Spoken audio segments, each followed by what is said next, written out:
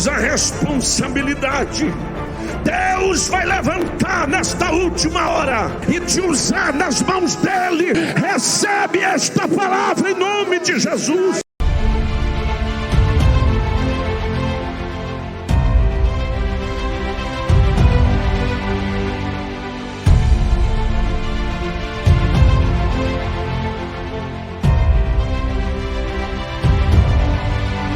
Missões é colheita.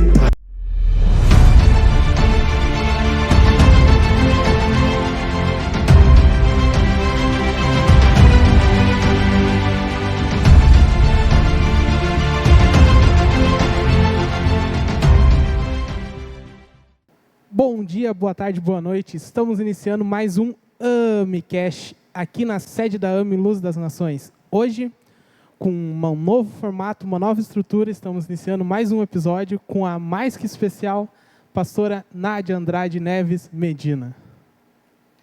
Isso aí, então, meus irmãos, eu sou o pastor Alessandro Pradilha e juntos com vocês nós vamos dar início a essa nova temporada do AMICast.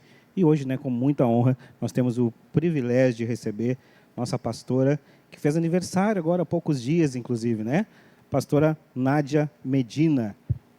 Tudo bem com a senhora? Pastor Alessandro, que alegria estarmos aqui neste propósito. Tudo bem? Ontem completei 54 anos de idade. Graças a Deus. Muita coisa para realizar, eu tenho certeza. E também com esses objetivos, com essas propostas que nós temos para o reino. Amém. Então, nós vamos dar início aqui na nossa programação. Nós temos uma série de questões para nós tratar, mas primeiro a gente começa a tratar na questão mais pessoal, Tipo, sua formação, o tempo de ministério, há quanto tempo que a senhora lidera, junto com seu esposo, a AMI, perguntinhas bem básicas, assim, inicialmente. Então, meu nome é Nádia Andrade Neves Medina, tenho 54 anos de idade, eu sou pastora. Acredito, pastor, que isso já faz mais de 15 anos, de 15 para 20 anos, que nós temos esse ministério. Eu tenho um filho, Lucas Medina, casado com a Karina, que está grávida que legal. Do Samuel, nosso primeiro neto tão esperado. É algo de muita alegria, inclusive a Karina está de aniversário hoje, 17 de agosto, eu 16, ela 17 de agosto. Enfim, então a questão do ministério hoje, nós temos, estamos à frente da Assembleia de Deus Luz das Nações, também da AMI Luz das Nações, essa associação missionária, evangelística, que vai a todas as nações. Também sou advogada, sou formada pela Urcamp, Universidade da Região da Campanha, campus de São Gabriel, porque eu sou natural de São Gabriel. Após ter me formado, viemos morar em Sapucaia do Sul, depois nós fomos e moramos até hoje na cidade de Novo Hamburgo. Tenho escritório em Novo Hamburgo, Sapucaia, São Gabriel, Rosário. Tenho uma equipe que me ajuda muito, e é por isso que eu estou disponível para o reino de Deus. E isso tem sido uma alegria na minha vida. A gente já fica até cansado, Fica até cansado de ouvir falar de tanto trabalho, tanto escritório, tanta coisa para fazer. Mesmo assim, arrumar um tempo para estar aqui, dando início a essa nova temporada aqui do podcast, do AMICast. A senhora conheceu Jesus lá em São Gabriel? Isso? Na verdade, São Gabriel, foi aqui em Sapucaia do Sul. Nós viemos embora, já com um grande propósito de Deus. Realmente, eu creio assim, Deus nos retirou do meio da nossa parentela para que nós viéssemos a conhecê-lo. Nós fomos num evento que teve aqui em Sapucaia, no Seconete, onde o pastor Marciano Silva estava ministrando. Foi eu e o Lucas, o meu filho. O pastor Wagner ainda não era convertido, ao contrário. E naquele dia nós aceitamos a Jesus. Então, em Sapucaia, nós aceitamos a Jesus através também do pastor Kleber, da pastora Valesca, né? Meu cunhado, a minha cunhada. Então, assim, ó, é uma história muito linda, a forma com que Deus fez, a forma com que Deus transformou a nossa vida, a forma com que Deus nos resgatou, porque quando nós chegamos aqui na cidade da Sapucaia do Sul, simplesmente nós não conhecíamos ninguém. Isso que ano, mais ou menos, pastor? 2003, se não me falha a memória, 2003, 2004, Agora vai completar, né, está completando 20 anos. Então, e o nosso ministério, por isso que eu digo que o ministério até entre 15 e 20 anos, é quase 20, na verdade. Então, é uma história assim, olha, nós temos muita história. Nós chegamos aqui, na verdade, quando eu entrei, eu vim sozinha, sem GPS, à noite, entrei em Esteio, consegui chegar na casa do meu cunhado, meu esposo já estava aqui, o pastor Wagner já estava aqui, morando aqui. E eu cheguei exatamente no local, sem conhecer nada, porque quem vem do interior, pensa assim, né? Onde que eu vou? Vou me perder, vão me assaltar, vão me matar, enfim. Sim, então veio eu, a minha sogra e o Lucas, junto com a mudança. Meu esposo já estava aqui, trabalhando, e aí nós começamos essa história aqui, na verdade, tantas coisas, né, que Deus nos ensinou, nos resgatou, nos buscou. Nós chegamos aqui sem nada. Eu não tinha passado ainda na prova da OAB, tinha concluído a faculdade, vim para cá, fiz cursos, trabalhei um tempo em Porto Alegre, um tempo bem curto em Porto Alegre, o Lucas também estudando aqui, e Deus foi nos encaminhando, Deus foi nos ensinando, e hoje, com certeza, nós vivemos o melhor tempo de Deus. Que bênção. Depois disso, aí o pastor Wagner também tem um encontro com Jesus, e aí vocês... Aí nós voltamos para São Gabriel. Nós estávamos aqui na igreja Cristo é a Solução, com o pastor José Carlos, com a pastora Zane, com o pastor João, com a missionária também, Eliane. Então, assim, nós começamos nisso, e aí teve uma cruzada de São Gabriel. Vamos para a cruzada de São Gabriel, e nós fomos levar o pastor e a pastora, foram conosco de carona. Wagner não era convertido ainda, foi de carona, e ele tentou colocar no carro, porque ele era acostumado com rodeios, né? Então ele tentou colocar no carro um CD, lá, Gaudério, e ele colocava e aquele CD não tocava de jeito nenhum, pastor. Não tinha. Ele colocava e disse, meu Deus, estragou. Aí a pastora, né, que tinha o seu CD também, sempre cantou muito, era maravilhoso vê-la sempre. E eu não me lembro se foi ela ou se foi o pastor, logo que a gente estava aqui próximo a São Leopoldo. Irmão Wagner, quem sabe não coloca esse CD?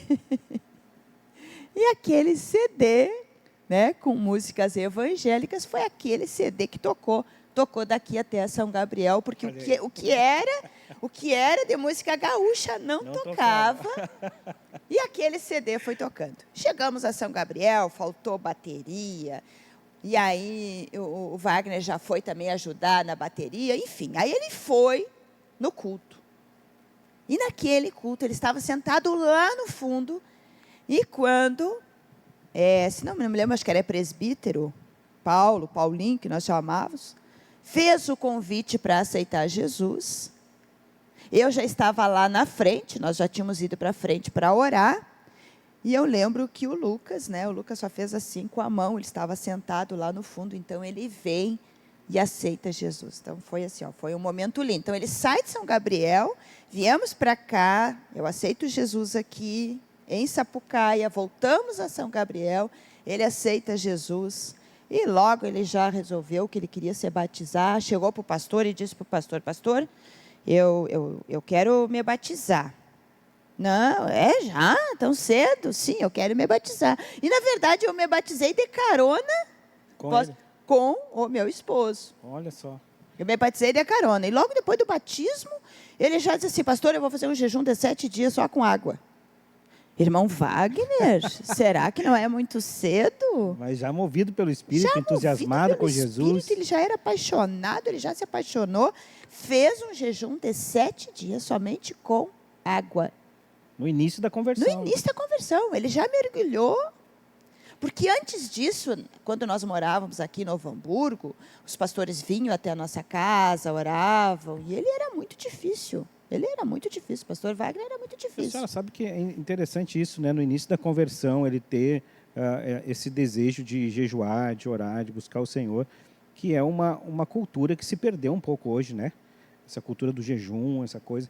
E ele, lá no início da conversão, já foi entusiasmado pelo Espírito de Deus a fazer isso, né? A praticar uma disciplina cristã, né? Na verdade, eu vejo na vida do meu esposo, e eu que trabalho muito com essa questão, né, de libertação, enfim, nós vamos, né, ter a oportunidade de conversar sobre isso. Eu sempre digo que tem 3 né, tipos de pessoas na questão da aceitação do Evangelho e na conversão.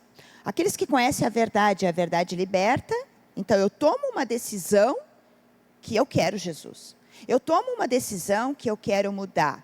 Eu tomo uma decisão que eu sei que o que passou, passou, eu não quero mais viver essa vida errada, eu preciso ser transformado. Se transformou, largou todos os vícios, deixou os pecados, deixou o que fazia de errado para trás e agora eu quero o Evangelho. Então, ele decidiu e tomou essa decisão. Outras pessoas já precisam de ajuda.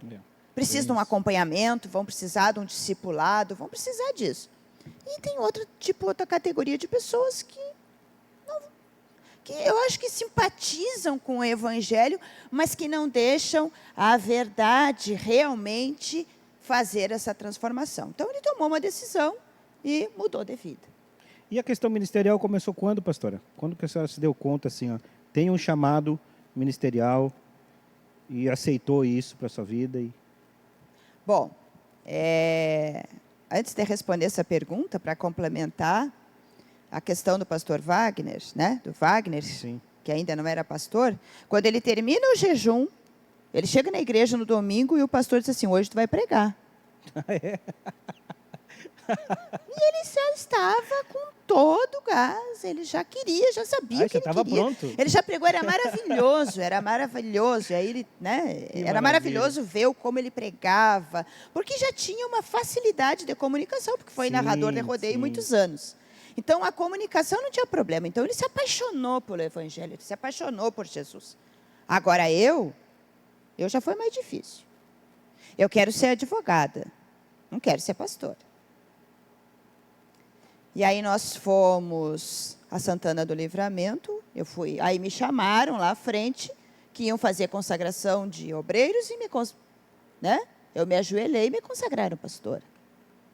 Lá em Livramento. Lá em Santana do Livramento, pelo nosso pastor presidente à época, né? Eu fui pastor Neuci. E a senhora não foi nem comunicada? Não. Simplesmente me chamaram à frente, mandaram eu ajoelhar, e eu fui consagrada pastora. E eu não aceitei. Posso dizer que à época, né, não aceitei, não. Ninguém comunicou.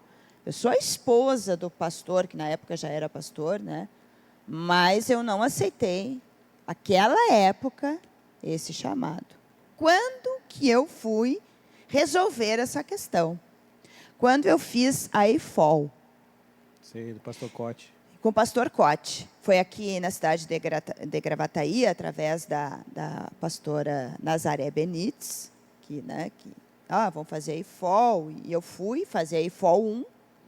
E lá me deram uma ficha para eu preencher para passar por esse processo de libertação. Nós tínhamos aulas, as aulas foram, se não me falha a memória, 1 semana ou 10 dias intensivos. Aquilo foi algo maravilhoso na minha vida. E aí tinha uma pergunta, pastor Alessandro. Qual era a pergunta? Qual é o seu maior problema? E eu sempre gostei muito de escrever, né? Advogada, e falar também eu nunca tive problema. Se fizesse essa pergunta para mim, eu teria dificuldade de ver qual dos maiores problemas eu botaria no papel. Mas eu já sabia exatamente qual era. Então, eu coloquei em letras garrafais, porque me deram 6 folhas para preencher, disseram que se precisasse mais folhas, que pedisse, eu já pedi mais folhas. E em letras garrafais, eu coloquei profissão versus ministério. Profissão versus ministério. E como que foi aquele processo? Né? Várias pessoas, alguns pastores ali, e aí me perguntaram por que eu tinha colocado o meu maior problema, profissão versus ministério. Eu disse, porque eu quero ser advogada. Eu quero seguir trabalhando, eu quero fazer todas as minhas pós-graduações, né? Mestrado, doutorado, enfim. Eu quero fazer tudo isso. Eu não quero ser pastora. Não quero. Dá trabalho. Cuidar de pessoas é muito difícil. Então, naquele momento, foi algo assim, ó, realmente libertador. Pastora. Então, eu tive ali um pastor representando, né? O pastor à época que tinha consagrado, disse assim, a senhora aceita o seu ministério? Aceito. Você perdoa o seu pastor por ter, né, lhe consagrado sem a sua anuência, sem ter falado, sem um preparo? Porque eu entendi o quê? Não, mas simplesmente eu vou ser consagrada pastora. Então, ali houve algo, isso foi, né, uma oração realmente. Esse pastor representou um outro pastor, que nem me lembro na época quando que foi isso. E ali a gente orou, e realmente a partir dali eu me apaixonei por esse ministério pastoral. Essa dinâmica da representação, ela é muito interessante, ela traz cura mesmo. Eu me lembro de um episódio em que eu passei por uma experiência assim que foi libertadora assim para mim. A gente poder confrontar isso, né? E há, inclusive, muita divergência com relação a isso, né, Sim, pastor Alessandro? A gente, né, entende assim, a questão da oração intercessória. Às vezes as pessoas acham, mas isso parece até que é uma regressão, enfim. É isso aí. Mas aqui, eu entendo que eu precisava de cura do que aconteceu. Sim. E a Bíblia vai nos ensinar o quê? Que é para nós confessarmos os nossos pecados uns aos outros para sermos curados. Então, realmente, eu acredito que naquele momento houve uma cura. Por quê? Porque eu falei. O que é importante? O que é importante, eu entendo, para o meu ministério pastoral? É a aceitação desse ministério. Quando? Quando eu identifico. Quando eu identifico o que aconteceu. Quando eu identifico aonde eu fiquei. Então, eu preciso entender isso. Olha, será que foi isso? É que nem pecado. Né? Pecado, o que acontece? A gente tem que identificar quais são. Ah, mas eu vou confessar para Deus. E outro dia nós ficamos discutindo isso. Para quem confessar? Confessa para Deus? Confessa uns para os outros? Como fazer? Né? E, na verdade, isso é uma coisa que eu não aceitei. Imagina, eu não aceitei um chamado de Deus para a minha vida. E aí, esse episódio lá da formação que a senhora fez mudou completamente o seu posicionamento e a sua postura em relação ao ministério e à vida cristã. Com certeza, porque antes disso eu tinha que pedir perdão para Deus. Deus, me perdoa por não ter aceito esse chamado, por achar que era algo do homem, não era. Né? Então, eu entendo que realmente era algo de Deus. Por quê? Porque isso trouxe ao meu coração algo maravilhoso. Conhecer Deus, saber que não era aquilo que eu queria. Sabe por quê, pastor? Porque não é mais o que eu quero, mas é aquilo que o Senhor quer para a minha vida. E há muito tempo o Senhor me chamou para esse propósito. Então, eu vim relutando há muito tempo e eu tenho certeza que a questão do diagnóstico que eu tive da espondilite anquilosante, essa doença inflamatória, né, que muitas pessoas vão saber agora com relação a isso. 4 meses vai se completar que eu perdi meu irmão, Márcio, com 50 anos de idade, com uma doença que se agravou. Depois eu tive alguns sintomas de dores, de inflamação. E depois de 1 ano buscando ajuda médica para isso, eu disse, será que eu não tenho essa doença? Então, eu fiquei com diagnóstico. E aí é outra coisa que a gente poderia falar há um tempo. É verdade. Então, essa questão, porque a espondilite anquilosante é uma doença autoimune, inflamatória, ela me trouxe muita limitação física.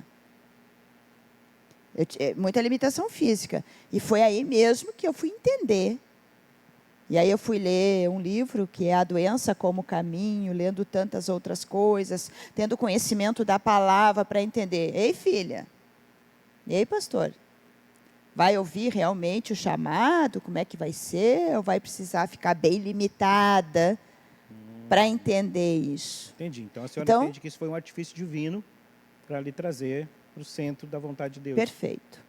Faltava ainda. Eu acho assim que... imagina que eu estivesse, né, com um lugar raso. E eu precisava ter mais profundidade com Deus. E eu creio que foi assim algo que realmente precisou acontecer na minha vida para que eu viesse para esse centro da vontade de Deus. Eu creio sim nisso. E isso tem sido assim, eu tenho aprendido muito com Deus com relação a isso, a forma com que também Deus me trouxe um outro ensinamento sobre a questão da minha santidade orgânica, aquilo que eu como. A teologia do corpo. Porque na verdade nós somos corpo, alma e espírito, ok? Sim.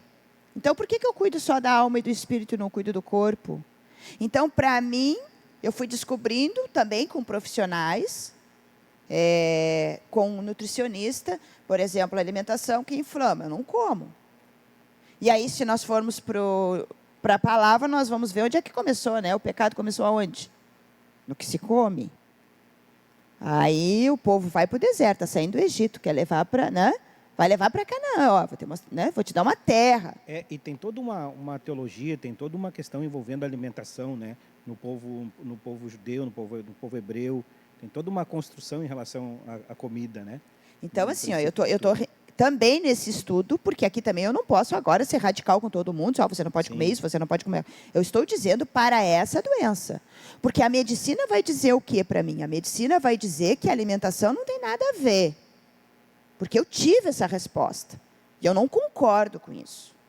Isso está errado. Tanto é que eu quero começar um trabalho com relação a isso, para ajudar também pessoas. Porque assim, pastor, eu sou diabético porque a minha família todos são diabéticos. Eu sou hipertenso, quer dizer, eu estou. Mas se nós pararmos um pouco e pensarmos naquilo, porque se eu me alimento da palavra,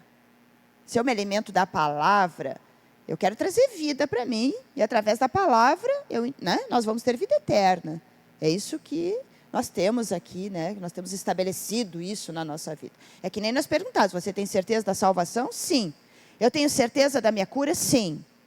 A alimentação é algo importantíssimo? Sim. O cuidado também do físico? Sim, atividade física. Mas também, pastor, tem outras coisas. E o descanso? Que é um princípio também, né? É uma disciplina bíblica, né? Tá, aí o que acontece? Nós pegamos a nossa vida, nós fizemos o que com a nossa vida? Achando o quê? Eu achava o quê? Que a força estava no meu braço? Não, mas eu vou trabalhar, eu começo às 5. Eu vou trabalhar até às 22 horas, eu vou trabalhar até meia-noite, eu vou trabalhar sábado, eu vou trabalhar domingo, eu vou trabalhar porque eu faço... E a saúde emocional? E todo esse estresse? Então, é um conjunto todo. Porque se eu sou corpo, alma e espírito, mas eu fico doente, bom, aí a ciência vai dizer, porque não há um livro mais científico que a Bíblia Sagrada. Se nós formos falar em leis, se formos pegar um código civil, nós vamos encontrar onde? Nós vamos encontrar na Bíblia Sagrada os princípios, vários princípios. Então, também tem essa questão deste princípio de eu entender todas as coisas. Que eu preciso viver no tempo estabelecido de Deus. Há um tempo determinado para todas as coisas. Há um tempo para nascer e há um tempo para morrer, pastor. Ok. Mas e como é que a gente tem vivido esse tempo? Nós estamos vivendo... aí vem a expectativa de vida do brasileiro, né? Que nós temos uma expectativa de 70 e poucos anos. E agora, pelos dados atualizados do IBGE, ele aumentou, né? Então, a gente tem uma expectativa maior de vida. E, inclusive, diz aí os estudos agora, segundo o IBGE, que o Brasil está ficando velho. Sim, porque a expectativa de vida é maior. Se nós formos ver, né, os anos 40, né, década 40, 50, a gente vai ver. Claro que nós temos um avanço da medicina, nós temos um avanço da ciência, ok. Agora, eu estou aqui, o senhor está me entrevistando, mas eu posso fazer uma pergunta para o senhor. As pessoas vivem mais sadias ou mais doentes? Mais doentes, né? Inclusive a situação, o processo medicamentoso, ele é muito mais hoje impositivo, na verdade, né? Tu vai hoje numa UBS consultar, é remédio, né? O cara nem olha para ti direito, né? Então, assim, a questão, eu tinha um processo inflamatório violento, com muitas dores. E eu entendi que se eu não comesse, que se eu descansasse mais e que eu entendesse exatamente a forma com que Deus quer me cuidar, quer me tratar, então é uma decisão minha. Então eu tomei uma decisão. Eu posso ter um diagnóstico. Entendi. Eu não quero a doença. Eu não tomo nada de remédio hoje. E não estou dizendo para as pessoas que peguem os seus remédios, que não tomem mais, porque não é assim que funciona. Porque se eu tiver algo que eu precisar, eu preciso da medicina, eu preciso da ciência, eu preciso de todas as coisas, pastor, eu preciso. Eu estou dizendo que é uma decisão minha, eu vi tudo que o meu irmão passou, eu vi a condição física dele, eu vi tudo isso. E se a farmácia me vender uma caixa de remédio e resolver o meu problema, tranquilo. Então, eu tenho que buscar isso. E eu entendo que Deus quer que eu seja saudável. Então, é uma decisão que eu tomo e é uma decisão que você pode tomar. Mas não é assim. Então, assim, não pode espiritualizar o que é natural e nem naturalizar o que é espiritual. Tem que ter cuidado com relação a isso. Corpo, alma e espírito, né? Corpo, alma e espírito.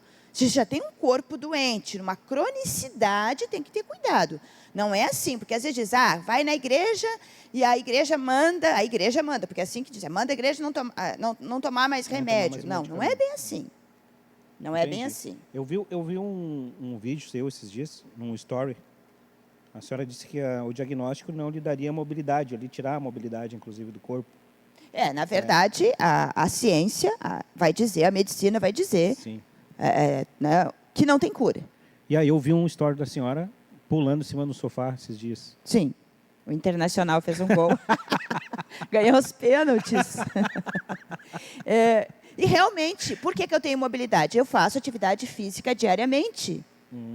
Eu quero ter um corpo perfeito? Sim. Qual é o conceito de um corpo perfeito? É um corpo saudável. Mas o que acontece? Nós recebemos tantas informações que o teu corpo tem que ser perfeito por isso, que tem que ter o corpo... Não é ser saudável. Então, eu tenho problemas nos meus joelhos, o meu pé inflama, mas essa atividade física me dá mobilidade. Até porque o Samuel está chegando, né? Ele nasce, meu netinho, nasce em janeiro, e vovó quer correr, vovó quer pular, vovó quer rolar no chão, vovó quer jogar futebol, vovó quer brincar. Então, vovó quer ter toda essa mobilidade.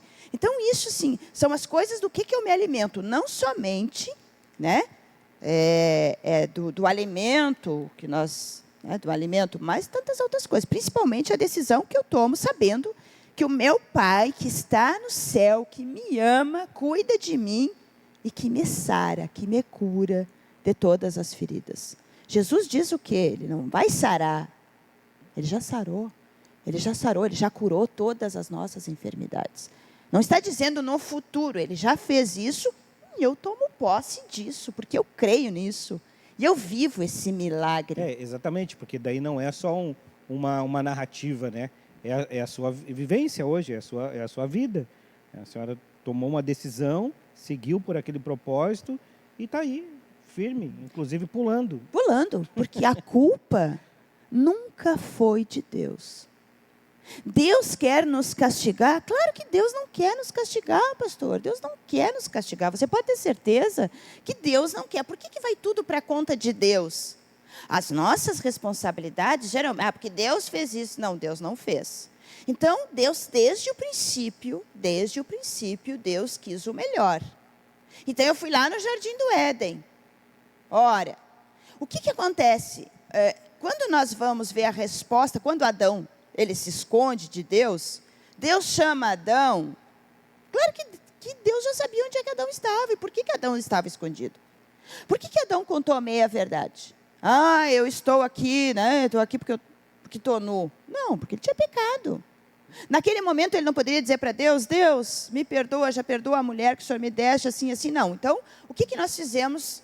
A gente sempre vai colocar a culpa em alguém. E Deus, geralmente as pessoas, né, colocam a culpa em Deus. Tá, mas e nós? O que eu estou fazendo? O que você está fazendo por você? Então, a metanoia, Romanos 12, 2, está dizendo o quê? Que eu preciso o quê? Transformar o quê? A minha mente, o meu entendimento. Para quê? Para saber qual é a boa, perfeita e agradável vontade de Deus. Então, é uma mudança. E aonde que está essa mudança? Na nossa mente, no nosso pensamento. Pastora, por exemplo, o que eu me alimento? Ok, eu já sei quais são os alimentos que são inflamatórios, né, que vão inflamar meu corpo, então eu evito. Eu não é glúten, derivado de leite, tantas outras coisas, ok? Ai, mas como é que consegue ficar sem comer isso? É muito simples, porque a gente sabe qual é o preço da dor, né? Eu quero viver. Muito bom isso. Eu quero, sabe quantos anos? O IBGE estabeleceu 70 e poucos anos, a expectativa de vida vai aumentando, ok. Gênesis 6. Quantos anos está estabelecido para nós vivermos diante da corrupção humana? Daí teve tem uma expectativa de vida que é 120 anos. 120. Então, se eu não estou vivendo 120 anos, vamos parar para pensar. Então, são várias situações. Agora, existe um outro alimento. Sabe qual é, pastor? Você sabe qual é o outro alimento? Alimento de estar em comunhão com que tipo de pessoas? Pessoas que estão me dizendo o quê? Ambientes tóxicos, porque tem gente que vive em ambiente tóxico. Tem casas, tem lares que vivem em ambiente tóxico. Tóxico do que se fala, tóxico do que se pensa, amizades tóxicas. Então, o que eu quero? Eu busco o quê? Eu busco em Deus, buscar a presença. O que eu faço hoje? Tem dias que eu fico assim, eu quero 2 dias, para quê? Eu quero viver dias de abundância. Esse dia eu vivi um dia de abundância. O que é viver um dia de abundância? Hoje eu quero levantar, pastor, fui lá, fiz a minha atividade física, e agora eu quero viver um dia na presença do Senhor. Parar para ouvir o Senhor, o melhor que Ele tem para mim. Isso é abundância, isso é vida e abundância. Para mim, é esse o conceito. Isso é fazer uma higiene também, né? De tudo que a gente ouve, de tudo que a gente vê, dessas relações tóxicas que às vezes é inevitável, né? Às vezes a gente precisa relacionar com alguém assim e se a gente não vigiar, a gente carrega essa carga nos nossos ombros e traz para as nossas relações. Minha esposa diz que tem uma relação profissional em que ela vivencia muito isso, sabe? No dia a dia, assim, que não tem um bom dia, que não tem uma positividade, por assim dizer, a palavra que está na moda, né? Que não existe isso. Pastora, todos esses desafios que a senhora viveu até hoje, certamente eles lhe trouxeram muitos ensinamentos, fortaleceram sua vida, tanto como cidadã, como a vida espiritual, como a vida na congregação, né? Que mensagem que a senhora traz de toda essa sua vivência? Assim, essa é a mensagem que eu trago para a minha congregação hoje. Essa é a minha mensagem da minha vida. Essa é a mensagem que eu imprimo nas pessoas e por onde eu vou. Bom, esse tempo, o que o Espírito Santo tem falado conosco? Algo muito importante. Precisamos saber quem é Deus. Porque, às vezes, nós queremos trabalhar com cura, trabalhar com libertação, a transformação das pessoas. Né? Fizemos retiros, fizemos congressos, com tantos temas, geralmente cura e libertação. Mas a pergunta é, as pessoas sabem quem é Deus? Porque as pessoas têm uma ideia de Deus que é aquele Deus, aquele que castiga. Até por causa das situações, do que viveram. Um Deus proibitivo mesmo. Exatamente. Né? Deus proíbe isso, Deus proíbe aquilo. Nós estamos fazendo um curso com o livro, O Imensurável Amor de Deus, e na lição 2, se não me falha a memória, trouxe algo muito interessante. Porque qual foi o propósito de Deus para nós? Qual foi? Então, Adão, ele não nasce, né? Ele não é gerado, ele é formado do pó da terra, depois nós temos ali a sua mulher, né? Enfim. Mas então Deus tem essa coisa, vou unir o homem e a mulher, vão gerar, Então, imagina só, eu fui gerada para quê? Eu fui gerada para ser amada pelos meus pais, para ser cuidada pelos meus pais, para ser protegida pelos meus pais, para ser protegida, para ser cuidada pela minha família, né? Não os familiares, porque tem diferença também de família para familiares. E aí, neste contexto, às vezes, muitos são rejeitados, então eles não têm o conceito de quem é Deus, quem é o Pai. E porque isso afeta diretamente o que significa Deus para mim. A relação que eu tenho paternal, assim, tipo isso. Aí eu ouvi assim, eu disse, você tem que entender, você tem que ver Deus como um pai.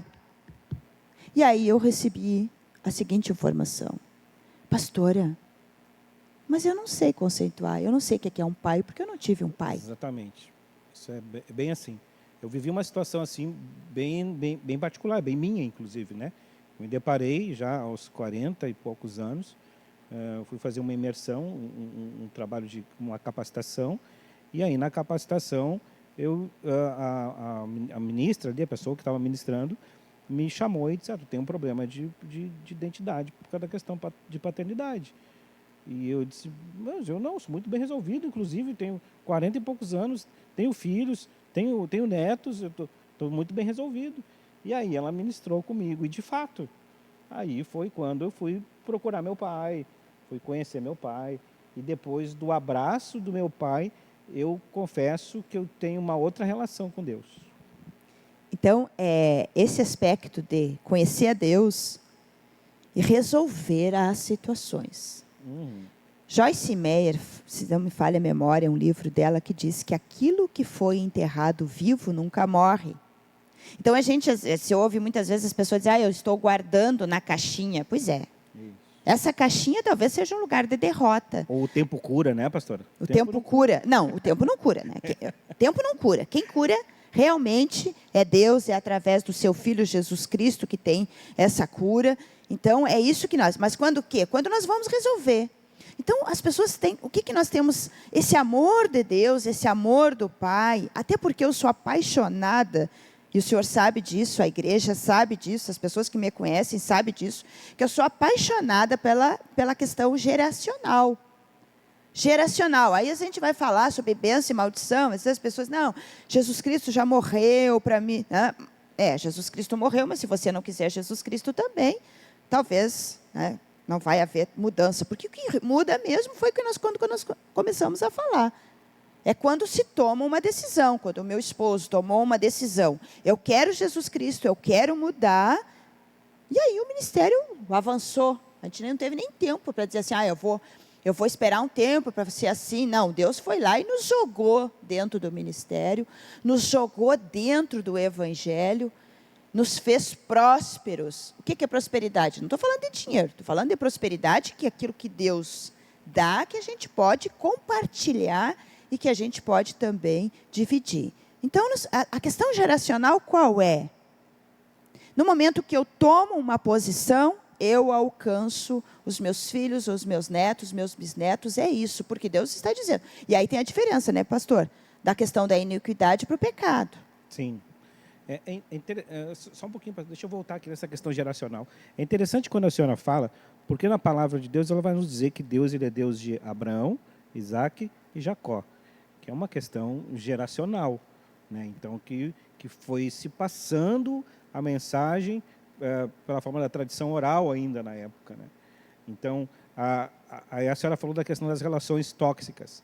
É interessante pensar nisso, porque nós somos responsáveis, então, de transmitir o Evangelho aos nossos filhos, à nossa família, à nossa estrutura familiar. Então, se a nossa família não estiver herdado esta questão geracional do Evangelho, a responsabilidade é nossa. Claro que é nossa responsabilidade. Por que é nossa responsabilidade? Êxodo 20, verso 5, ali em diante, o que Deus está dizendo? Sou um Deus zeloso, vírgula, que visito a iniquidade dos pais dos filhos até a 3ª e 4ª geração. Então, até a quarta.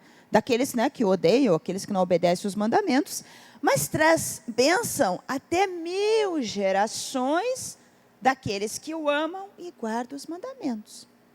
Então, eu entendo que se eu tomei esse passo, que eu entendo E a iniquidade vem o quê? Da questão geracional.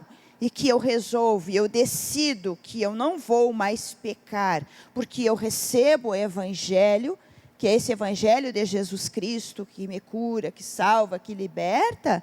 Eu tomo essa posição, vai alcançar os meus filhos, vai alcançar os meus netos, vai alcançar gerações. Pode até que eu não veja tudo isso na minha geração, mas é isso. E, na prática, os atendimentos que eu faço com relação a isso, de ouvir pessoas.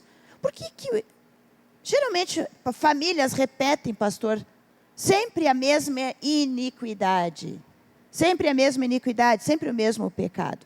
Então é preciso conversar sobre isso, é preciso buscar essas informações, trazer isso à luz da verdade. Então, são essas mudanças, assim que eu vejo o Evangelho, então, quando eu tomo posição, até porque, pastor, se nós formos ler de Gênesis e Apocalipse, se nós formos entender tudo que os profetas estão falando, tanto os maiores quanto os menores, a gente vai lendo e vai sempre repetindo, né? Vai sempre trazendo o povo a quê? Ao arrependimento. Então, é esse arrependimento. E Deus é tão maravilhoso e tão misericordioso que Ele está sempre pronto a receber esse nosso arrependimento. Entendi. A mensagem, então, que mais impactou assim, a sua vida foi praticamente essa questão geracional e esse entendimento que a senhora teve em relação à cura interior, à libertação, a todo esse processo. Foi a partir dali, desse curso que a senhora fez, que a senhora, então, recebe praticamente esse ministério da parte de Deus e começa a desenvolver isso. Isso é muito claro para nós que congregamos aqui com a senhora, congregamos aqui na AME, essa mensagem da questão geracional, do cuidado, né, das cicatrizes, das feridas que não estão curadas ainda e de tudo mais. Essa é a mensagem da sua vida. É a mensagem da minha vida. Eu amo cuidar de pessoas. Eu amo ouvir o problema das pessoas. Por mais trágico que seja. E nesses anos todos, atendendo... Quanto tempo leva um atendimento? 1 hora, 2 horas, 3 horas, 1 dia, 2 dias? Depende. Eu amo isso. Por quê? Porque o que acontece? A questão da empatia, pastor. A questão da empatia. Eu preciso me colocar no lugar do outro. A forma com que Jesus ensinava, a forma com que Jesus amava, ou nos ama, né? A forma com que Ele faz isso.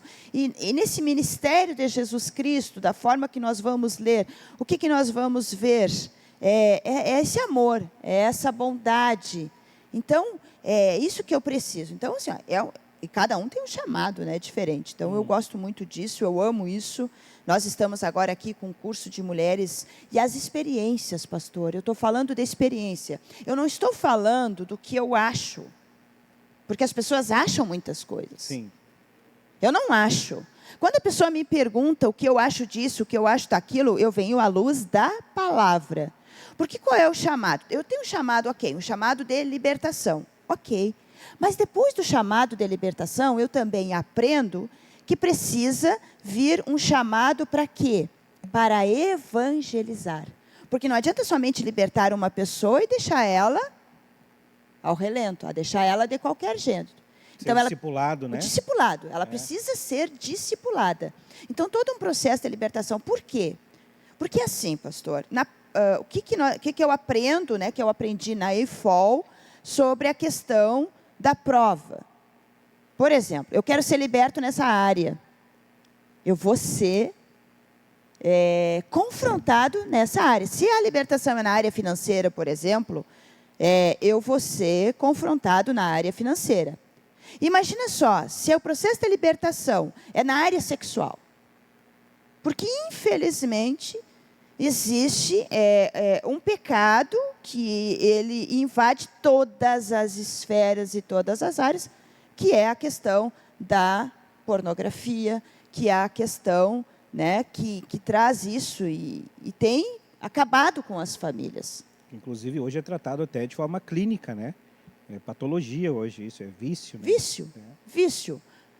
Um vício em pornografia. Por exemplo, no caso de um homem viciado em pornografia, ele não vai ter mais prazer com a sua esposa. Sim.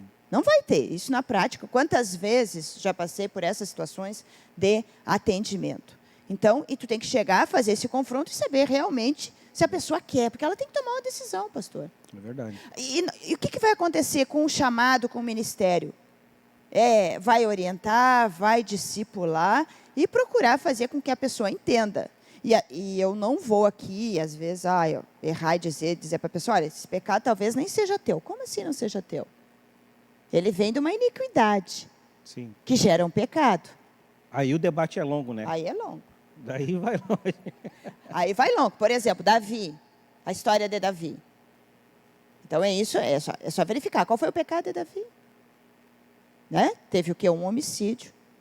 E Tudo pecado cobiça. também, aonde? Né? Porque houve um adultério.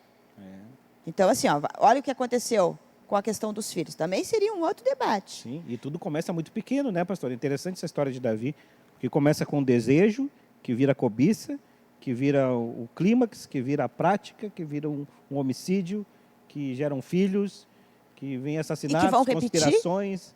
E aí a repetição, o ciclo do pecado é gigantesco. E a gente conhece tudo que causou na vida de Davi, né? E Davi, um homem segundo o coração de Deus. Mas o que me chama a atenção nessa questão é porque o pecado dele foi denunciado. Foi denunciado por quem? Sim, pelo profeta. Pelo profeta, né? Então o profeta chega, denuncia o pecado dele, conta toda aquela história, se não me falha a memória, 2 Samuel 12, até poderia dar uma olhada, 2 Samuel 12, se não me falha a memória é isso. Então ele vem e diz assim, o que ele diz? O que Natan diz? Esse homem é você. Naquele mesmo momento, Davi se arrepende. Então, o que falta? Falta o quê? Falta arrependimento. Falta arrependimento. Então, eu vejo ele se arrependendo neste momento desse pecado, e ele se coloca diante de Deus. Então, o arrependimento, eu tenho certeza que chama a atenção de Deus. Mas um arrependimento verdadeiro. Mas vai trazer igual consequências? Vai estar livre de todas as consequências do pecado? Não vai estar livre da consequência. Mas é bem isso que a senhora está falando, né? Não vai existir nunca um perdão sem arrependimento. Né? Então, para a gente ser perdoado, a gente precisa arrepender. Meio óbvio isso, né? Mas parece que a gente tem que falar, né? Por exemplo, vai adiantar uma confissão sem arrependimento? Se eu confessar e não me arrepender, resolve a confissão? Não resolve nada. O que resolve é o quê? É o arrependimento. Então, eu vou conferir aqui exatamente. 2 Samuel 12. É só nós lermos, né? A questão aqui da parábola que foi contada. Teve um decreto. Só que aí também teve um decreto, né? 2 Samuel 12, 10 está dizendo, agora, pois, a espada jamais se afastará da sua casa. Então. Entende? Então, nós vamos ver, pastor, tudo o que aconteceu. Então, nós precisamos saber que tudo aquilo que nós fizemos, que tudo aquilo que, a forma com que nós erramos, a forma com que nós pecamos, a forma que nós desobedecemos, vai trazer consequências. Mas eu tomo uma posição. Eu quero amenizar isso. Alguém tem que tomar a decisão. Muitas vezes, na família, alguém tem que tomar a decisão. Então, assim, realmente, esse meu ministério, essa paixão, é uma paixão, pastor, é uma paixão que eu tenho. E é bonito que seus olhos brilham quando a senhora fala sobre isso. Mas, em relação a isso ainda, pastora, é interessante assim, que alguém precisa tomar uma posição dentro da casa, né? E não viver uma situação de vitimismo, né? De conformismo, de aceitação da situação, né? Precisa firmar o pé, como diz o gaúcho, firmar o garrão e tomar um novo caminho. Vamos lá. Na minha família, então, nós temos uma predisposição, no DNA, nós temos a questão do exame, quando a gente vai, é genético. Ele é genético, está na família. Tem uma predisposição, ok? Tem uma predisposição. Só que aí eu entendo que, através do sacrifício de Jesus, todas as vezes que eu tomo a ceia, eu declaro na minha vida que o meu DNA é o DNA de Jesus Cristo. Eu tenho do meu pai, da minha mãe, dos meus avós, bisavós, eu tenho tudo isso, mas eu estou decretando que a cura vem quando eu participo da ceia, do corpo, do sangue de Jesus Cristo, e que o sangue não tem enfermidade, não tem miséria e está me trazendo cura. Então, isso eu trouxe para mim, mas é uma decisão. Tudo bem, na enfermidade eu compreendi muito bem o que a senhora falou e é muito interessante a gente pensar sobre isso. Mas também tem a questão da prática moral, da repetição do pecado ético, moral, né? Isso também, a partir do processo que a senhora aprendeu e que a senhora vem ministrando, isso também pode ser transformado, questão ética, moral, caráter. Com certeza, com certeza. Mesmo que isso não seja somente a resposta do Evangelho, né? Exatamente. E nas experiências, e há poucos dias eu tive uma experiência, a questão também da identidade. Qual é a identidade que eu tinha? Uma identidade, eu fazia coisa errada, porque o caráter é uma coisa bem complexa, né? Que daria um outro assunto também aqui. A identidade que eu tenho, e eu lembro que o meu esposo, né, o pastor Wagner, tem uma pregação que era perdendo a identidade. Porque, toquei aqui, toquei nesse móvel aqui, ficou a minha identidade é única. Então, muitas coisas que nós vivemos, que a gente vê nas pessoas, muitas vezes é falta de caráter. E é difícil, difícil. Então, de buscar essa identidade dessa mudança. É possível também uma mudança de caráter e essa questão moral? Né?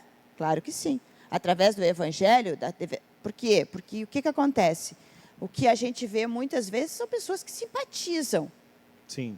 Os amigos do Evangelho, às vezes. Não há arrependimento. Até uma confissão, mas não há um arrependimento verdadeiro. Aí não há mudança de caráter, não há mudança de comportamento, não há uma mudança, né, moral, não há mudança. Então, ela precisa ser verdadeira mesmo, e esse arrependimento tem que ser verdadeiro, essa busca tem que ser verdadeira.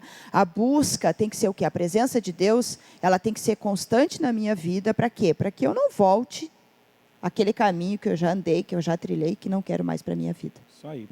O Mateus vai ficar doido comigo, né? Que eu andei nem a metade do roteiro, né? A gente foi conversando, nossa conversa foi saudável, abençoada, e foi indo para um caminho muito interessante, que na verdade era a minha expectativa, que a gente fosse um pouco por esse caminho, e no fim a gente acabou que não falou, né? E já chegamos aqui ao final do nosso podcast dessa semana, né? Encaminhando para o final, mas eu quero que... Peraí, quem está falando aqui, gente? Fala para mim. Mas ainda temos as perguntas. A gente separou algumas perguntas. Tem perguntas, rapaz, é verdade. Dos obreiros aqui da igreja, e vamos a elas. Tudo bem questioná-las, né? Tudo bem, vamos lá. Porque eu não souber responder, o pastor Alessandro vai perguntar. É uma pergunta que é duas, mas dá para fazer em uma, que é: o que motivou a senhora a exercer o Ministério de Libertação e quais as experiências que você teve nesse ministério? O problema que as pessoas apresentavam na igreja. Não é possível que pessoas com uma capacidade imensa de ter um ministério em qualquer lugar, elas ficam repetindo problemas. Não, mas não é possível. Entende? Problemas. Não, isso não pode ser assim. Se a pessoa está apresentando sintomas, aí é que entra a questão da libertação, Mateus. Sintomas. Ela apresenta o que? Sintomas. Por exemplo, um comportamento é um sintoma. Então, quando ela apresenta esse comportamento, eu quero saber qual é a causa. E aí que começa a questão da libertação, o quê? Conhecer realmente a pessoa. Ela precisa falar, eu preciso conhecer, eu preciso saber a história dela. No momento que eu sei a história dela, eu posso identificar e a gente pode ajudar, a gente pode fazer essa rede de apoio para ajudar essa pessoa a sair dessa situação. Qual é a segunda mesmo? Quais experiências que você teve neste ministério? As experiências no Ministério da Libertação faz com que a gente realmente entenda que esses problemas precisam ser resolvidos. Então, eu tive vários. Mas a experiência mais interessante qual é? Numa conversa de 15 minutos, nós conseguimos alcançar e estabelecer já 4 gerações. Então, essas são as experiências. E as experiências vividas mesmo. O porquê da prostituição, o porquê da pornografia, o porquê da dificuldade de se relacionar com Deus. Às vezes, a pessoa tem uma dificuldade de se relacionar com o pai biológico, tem dificuldade de se relacionar com Deus. Então, isso é um divisor de águas mesmo. Para quê? Para que a gente possa fazer com que a igreja venha a crescer, com que a pessoa consiga entender que ela precisa E aí vem o confronto, Mateus. A questão do confronto é que a gente vai tendo essas experiências da pessoa tentar ir lá, enxergar onde é que está o problema, melhorar e realmente desenvolver todo esse ministério, esse chamado que Deus tem. A outra dúvida, uma dúvida que eu também tenho, acho que é um dos problemas que a sociedade hoje enfrenta, que é como conciliar a profissão e o ministério. Porque, querendo ou não, a gente trabalha 8 horas por dia, e daí o ministério, querendo ou não, ocupa muito tempo de estudos, reflexões. E como a senhora concilia isso hoje em dia?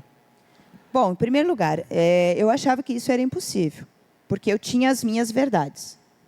Então, eu comecei a parar, porque a primeira coisa que eu tenho que fazer qual é? Se eu tenho 24 horas, se eu preciso descansar, se Deus me deu a profissão, se Deus deu o ministério, é lógico que eu vou conseguir desenvolver. Como?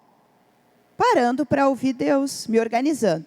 Aí o que eu vou orar? Eu tenho que orar. Deus, me dá uma equipe extraordinária, maravilhosa, e Deus vai lá e nos dá. Porque Deus, Mateus, Deus está pronto para nos entregar todos os presentes. E é uma questão de organização. Eu preciso descansar, eu preciso cuidar do escritório. Então, uma equipe, eu tenho que orar para quê? Deus traz essa equipe para que me dê todo esse suporte, para que eu tenha esse tempo para fazer as coisas para Deus. E aí Deus vai me levando para isso. O ministério, a mesma coisa. Então, eu já montei todo, tem essa equipe, está tudo pronto. Agora eu preciso o quê? Eu preciso desse tempo para desenvolver o chamado, para desenvolver o ministério, para sentar, para conversar, para ouvir, para nós estarmos aqui conversando. Deus é perfeito. Se Deus é perfeito, eu posso desenvolver as duas coisas juntos, né? Mas hoje eu estou mais apaixonada.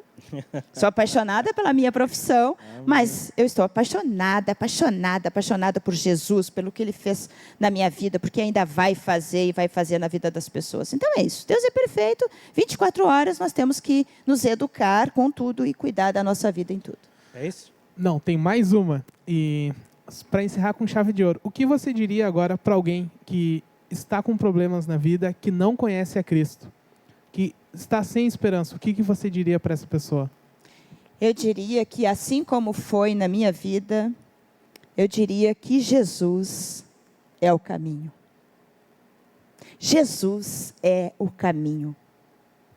É isso. Jesus é o caminho. Cuidado com a religiosidade. A religiosidade tem matado as pessoas. E aí eu digo, se alimente da palavra, porque a palavra, eu conheço tantas leis, eu tenho acesso a tantas leis, a tantos códigos. A nossa Constituição Federal, ela tem 100 emendas, 100 e poucas emendas. A palavra de Deus não tem nada de emenda. A palavra foi ontem, é hoje e vai ser até a volta de Jesus. Então, qual é a palavra? Jesus é o caminho. É esse Jesus que me traz vida, é esse Jesus que me traz cura, é esse Jesus que me traz amor, é esse Jesus que me traz paz, e é esse Jesus que me faz vencer todos os dias. Glória a Deus. Então, amém. Nós encerramos, então, né, com as considerações finais da pastora ainda, mas nosso primeiro podcast dessa AmiCast, né, dessa nova temporada. Foi uma bênção, realmente, a ouvir a pastora Nádia. A gente sempre ouve, mas ouvi-la assim e poder fazer perguntas mais específicas foi de fundamental importância para todos nós. Espero que você curta esse podcast, compartilhe, comente, né, envie para os seus amigos, né, que certamente vai edificar a vida de muitos. Pastora, e se nas suas considerações finais, eu gostaria também que a senhora nos respondesse a questão de se alguém precisar falar com a senhora em relação à cura, libertação, como é que ele lhe acessa? Né? Como é que ele tem esse conto? Como é que ele busca essa informação para poder lhe acessar? Você pode deixar ali, né, alguma mensagem para mim nas redes sociais também, através da AMI Luz das Nações, tem o site ali, tem o WhatsApp, é só falar com a secretaria. E eu estou à disposição. Estou à disposição, pode ser por vídeo, pode ser por telefone, pode marcar para falar comigo presencial. Eu estou à disposição sempre. Amém. A senhora quer mandar um abraço, considerações finais para alguém? Eu quero agradecer a todos vocês, né, por essa iniciativa, por esse recomeço aqui e trazer o Evangelho, a gente falar muitas vezes das nossas vidas, de coisa cotidiana. Então, para que você possa, através aqui, né, desse nosso tempo, desse nosso bate-papo aqui, para que isso possa ser compartilhado, para que essa mensagem venha para alguém, para que faça a diferença. E sempre lembrando que nós precisamos anunciar o Evangelho a todos. Amém. Esse é o nosso propósito, é anunciar a todos tudo aquilo que nós recebemos, né, que Deus tem feito na nossa vida, que não fique somente conosco, que a gente possa espalhar isso pelo mundo todo. Graças a Deus. Obrigado por você que nos acompanha até agora. Obrigado, pastora Nádia. E até a semana que vem com um novo episódio aqui do AmiCast. Obrigado, produção. Grande abraço, Deus abençoe.